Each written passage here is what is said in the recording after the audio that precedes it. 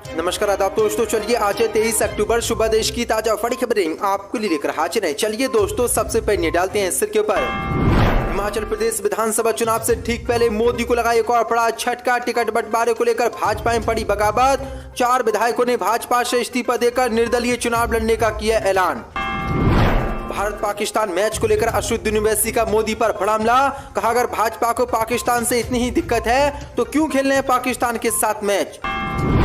सर्वे में हुआ बड़ा खुलासा। देश का सबसे बड़ा मदरसा दारुल उलूम देवबंद सरकारी कागजों में नहीं है रजिस्टर्ड। योगी सरकार चलवा सकती है बिल्डोजर। बिल्किस बानो के बलात्कारियों की रिहाई को लेकर राहुल गांधी का फिर मोदी पर बड़ा हमला। कहा, 8 सालों में महिलाओं की स्थिति हुई बद से बदतर। दिवाली के बाद होगा गुजरात चुनाव की तारीखों का ऐलान। चुनाव आयोग ने भाजपा सरकार से तबादलों पर मांगी रिपोर्ट। कांग्रेस के पूर्व गृह मंत्री शिवराज पाटिल का आरएसएस भाजपा पर बड़ा हमला। कहा, भगवत गीता में भी है जिहाद। हिमाचल चुनाव के लिए कांग्रेस ने जारी की तीसरी लिस्ट। कन्नौज से जगत सिंह नेगी को दिया टिकट। तो दोस्तों, सभी खबरों को एक एक कर विस्तार से आपको बताने वाले। वीडियो को दिल से लाइक कर चैनल को सब्सक्राइब जरूर कर लें। इसी के साथ दोस्तों, बड़ी की कैलकुलेशन, मोदी को लगा एक और बड़ा झटका। हिमाचल में टिकट बंटवारे को लेकर भाजपा में पड़ी भयंकर बगावत। बीजेपी के कई नेताओं ने निर्दलीय चुनाव लड़ने का किया ऐलान। 64 पदें। हिमाचल प्रदेश में होने वाले विधानसभा चुनाव से पहले मोदी को आज बड़ा झटके लगाए।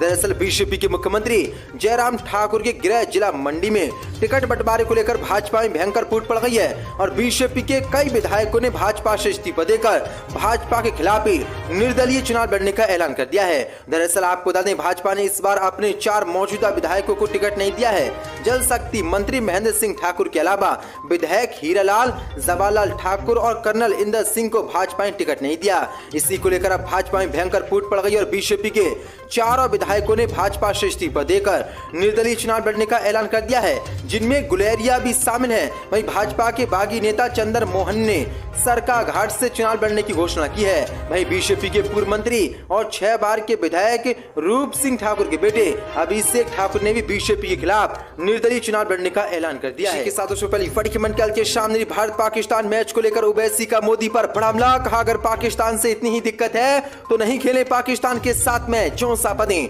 एआईएमआईएम अध्यक्ष असदुद्दीन ओवैसी ने भारत पाकिस्तान क्रिकेट मैच को लेकर मोदी सरकार पर आज बड़ा हमला बोला है। ओवैसी ने कहा कि अगर पाकिस्तान से भाजपा को इतनी ही दिक्कत है तो फिर हम उनके साथ मैच क्यों खेल रहे हैं। कुछ टीवी चैनलों का नुकसान देश से बढ़कर नहीं है। अरे इतना पाकिस्तान का नाम ये लोग लेते हैं, उतना तो हम पूरी जिंदगी में नहीं लिए। पाकिस्तान से दिक्कत है तो नहीं खेलना था, पाकिस्तान नहीं जाएंगे, लेकिन पाकिस्तान से ऑस्ट्रेलिया में खेलेंगे। भाई ये क्या मोहब्बत है। मत खेलो पाकिस्तान से, क्या हो जाता अगर ना खेलते। अरे टीवी चैनलों को 1-2 हजार करोड़ का नुकसान होता तो होने देते, देश से बढ़कर है क्या। ये अजीम मोहब्बत है। मैच में कौन जीतेगा मालूम नहीं, पर ये शेर बनते हैं। अरे क्रिकेट मैच है भाई, हम भी चाह रहे हैं कि भारत जीते। हम तो ये तक चाहते हैं कि समी और हमारा बच्चा मोहम्मद सिराज पाकिस्तान को खोल कर रख दे, पर जीता तो जिंदाबाद और हारे तो ढूंढते हैं कि कैसे हारे। जो बड़ा हमला ओवैसी ने आज मैच को लेकर मोदी पर बोला है। इसी के साथ बड़ी कैलकुलेशन, सहारनपुर में दारुल उलूम देवबंद समेत 306 मदरसे नहीं है रजिस्टर्ड। सर्वे में हुआ खुलासा। योगी सरकार कर सकती है बिल्डोजर कार्रवाई। 64 उत्तर प्रदेश के सहारनपुर जिले में मदरसों के सर्वे में चौंकाने वाली जानकारी सामने आई है। दरअसल यहाँ 306 मदरसों का रजिस्ट्रेशन नहीं हुआ है। इसमें सबसे बड़े इस्लामिक शिक्षण संस्थान दारुल उलूम देवबंद भी शामिल है। देवबंद यूपी के मदरसा बोर्ड से रजिस्टर्ड नहीं है।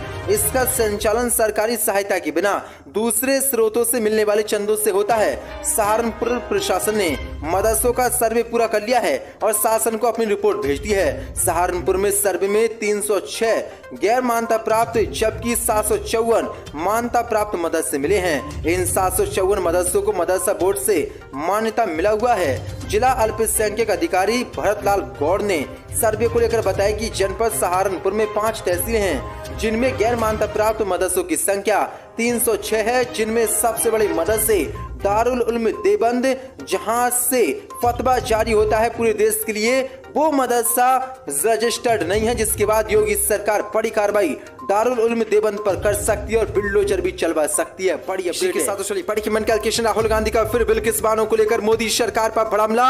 कहा 8 सालों में महिलाओं की स्थिति हुई बद से बदतर। 64 पदें। कांग्रेस के पूर्व अध्यक्ष राहुल गांधी ने मोदी सरकार को महिला विरोधी करार देते हुए कहा कि 8 साल के उसके शासन में महिलाओं की स्थिति बद से बदतर हुई है। राहुल गांधी ने एक फेसबुक पोस्ट में गुजरात में दुष्कर्म के आरोपियों को रिहा करने को लेकर मोदी सरकार पर हमला किया और कहा कि जरा सोचिए, क्या विश्व में कोई भी ऐसा देश है जो महिलाओं के विकास के बिना आगे बढ़ पाया है? कौन सा ऐसा देश है जहां हत्यारों और बलात्कारियों को जेल से रिहा कर फूल मालाओं से स्वागत किया जाता है? और क्या वो देश तरक्की कर पा रहे हैं? क्या ये सच नहीं है कि पिछले 8 सालों में महिलाओं की सुरक्षा की स्थिति बद से बदतर हुई है? राहुल गांधी ने मोदी सरकार पर महिलाओं पर अत्याचार करने वालों को संरक्षण देने का आरोप लगाते हुए कहा कि भाजपा सरकार सिर्फ आंखें मूंद कर नहीं बैठी है बल्कि अपराधियों को संरक्षण देने में लगी है। महिलाएं देश की ताकत है, इनके सशक्तिकरण से ही भारत प्रगतिशील बनेगा। आज वो हमारे साथ कंधे से कंधा मिलाकर इस यात्रा में चल रही हैं। मैं चाहता हूं देश की सभी महिलाएं इसी प्रकार देश के प्रगति कार्य में बराबर का योगदान दे पाएं। इनको सुरक्षा, सम्मान और बराबरी के अधिकार दिलाना प्रण है हमारा और हम वो पूरा करके रहेंगे। इसी के साथ पढ़ के मन कैलकुलेशन। दिवाली के बाद होगा गुजरात विधानसभा चुनावों की तारीखों का ऐलान। आयोग ने भाजपा सरकार से तबादलों की मांगी रिपोर्ट। 64 पदें। गुजरात में विधानसभा चुनाव होने वाले हैं। राजनीतिक दलों ने चुनावी अभियान तेज कर दिया है। इसी बीच खबर है कि चुनाव आयोग दिवाली के बाद गुजरात विधानसभा चुनावों की तारीखों का ऐलान करेगा, क्योंकि अब तक गुजरात की भाजपा सरकार की तरफ से चुनाव से जुड़े रहने वाले प्रशासनिक अधिकारियों डीएम, एसपी, एसएसपी के तबादले का काम ही पूरा नहीं किया गया है। इस संबंध में चुनाव आयोग ने भाजपा को फटकार भी लगाई है। निर्वाचन आयोग ने इसे लापरवाही माना और सख्त रुख अपनाया है। चुनाव आयोग ने चुनावी तैयारियों के मद्देनजर प्रशासनिक अधिकारियों के अनिवार्य और समुचित तबादले के आदेश पर रिपोर्ट जमा न करने पर जवाब मांगा है। आयोग ने गुजरात की भाजपा सरकार के मुख्य सचिव और पुलिस महानिदेशक के नाम लिखे पत्र में 1 अगस्त की चिट्ठी का हवाला दिया और कहा कि चुनाव के मद्देनजर ड्यूटी से सीधे जुड़े प्रशासनिक अधिकारियों के तबादले की शर्तों के अनुपालन की रिपोर्ट 30 सितंबर तक देनी थी। अब तक रिपोर्ट क्यों दाखिल नहीं हुई है, इस संबंध में जवाब तलब किया गया है। लेकिन अब बड़ी अपडेट निकल के सामने रही। दिवाली के बाद गुजरात विधानसभा चुनावों की तारीखों का ऐलान हो सकता है।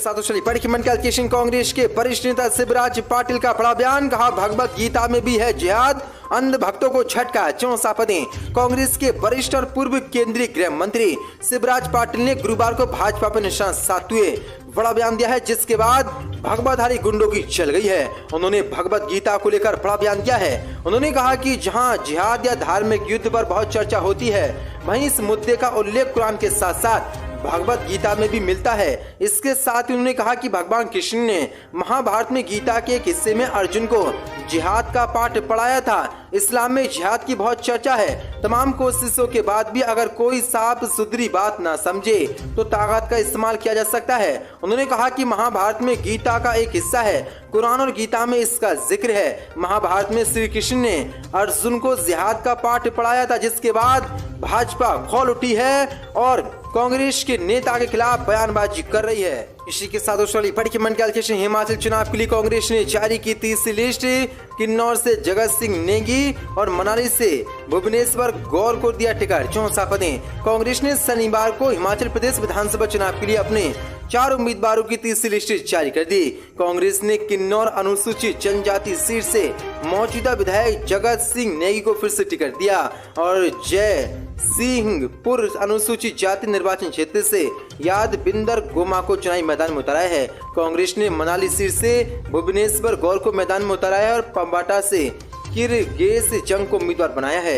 इसके साथ ही कांग्रेस ने हिमाचल प्रदेश में विधानसभा चुनाव के लिए एक क्षेत्र को छोड़कर सभी क्षेत्रों से उम्मीदवारों की घोषणा कर दी है। वहीं बीजेपी सभी 68 विधानसभा सीटों पर अपने उम्मीदवारों का ऐलान कर चुकी है। कांग्रेस ने गुरुवार को हिमाचल प्रदेश चुनाव को लेकर 17 उम्मीदवारों की दूसरी सूची जारी कर दी, लेकिन आज 4 और उम्मीदवारों के नामों का ऐलान कर दिया है, जिसके बाद सिर्फ एक सीट पर अब कांग्रेस का उम्मीदवार उतरना बाकी रह गया। इसी के साथ चलिए बड़ी मन कैलकुलेशन मीडिया पर भड़की महबूब मुफ्ती, बोली हाइब्रिड आतंकी इमरान बशीर की हिरासत में कथित हत्या पर बहस करे गोदी मीडिया। 64 में जम्मू कश्मीर की पूर्व मुख्यमंत्री महबूब मुफ्ती ने मोहम्मद सईद की कब्र पर माथा टेकने के बाद महबूब मुफ्ती मीडिया पर भड़क गईं। जब उनसे उनके बंगले से संबंधित सवाल किया गया तो उन्होंने कहा कि मीडिया को आतंकी इमरान बशीर की हिरासत में कथित हत्या पर बहस करनी चाहिए। महबूब मुफ्ती ने कहा कि अगर ये मेरे लिए मुद्दा नहीं है तो मैं घर छोड़ दूंगी। मीडिया को शोपियां में हाइब्रिड आतंकी इमरान बशीर की हिरासत में कथित हत्या पर